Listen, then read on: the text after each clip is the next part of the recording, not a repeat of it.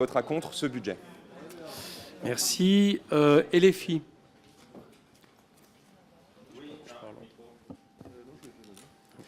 Oui, Monsieur le Président, nous arrivions à la Commission des finances pour étudier cette première partie du budget sur la base d'un budget présenté par un gouvernement illégitime qui avait perdu les élections législatives et qui comptait de nouveau faire adopter un budget de violence sociale, c'est-à-dire un budget qui devait récupérer 3 milliards dans les poches des Françaises et des Français avec la hausse des taxations sur l'électricité, un budget qui voulait amputer de nouveau les collectivités territoriales de 5 milliards, et je passe sur la partie des dépenses, le nombre d'enseignants supprimés, etc., qui arriveront dans la deuxième partie du budget.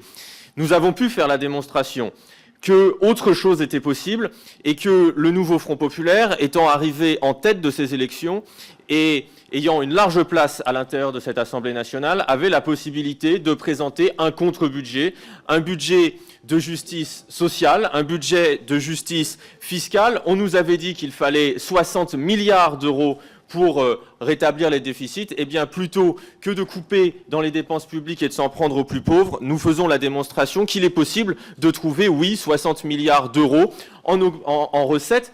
Où ça? En allant le récupérer chez les plus riches, parce que, oui, les ultra-riches ont cet argent aujourd'hui.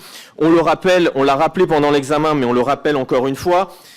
La fortune des 500 familles les plus riches a doublé depuis qu'Emmanuel Macron est au pouvoir pour atteindre 1228 milliards d'euros. L'année dernière, 107 milliards d'euros de dividendes ont été distribués et captés par 96% de ces 107 milliards ont été captés par un tout petit pourcent de la population. Nous avons donc devant les yeux un budget de justice sociale, fiscale, qui n'a rien à voir avec le budget initial. Nous observons qu'évidemment, celles et ceux qui se positionnent contre ce nouveau budget de justice sociale et fiscale, ce sont tout à la fois les macronistes et le Rassemblement national qui, une fois de plus, décident de protéger les ultra-riches. Nous voterons donc pour un budget proche du nouveau Front populaire pour de justice sociale et fiscale. Groupe socialiste.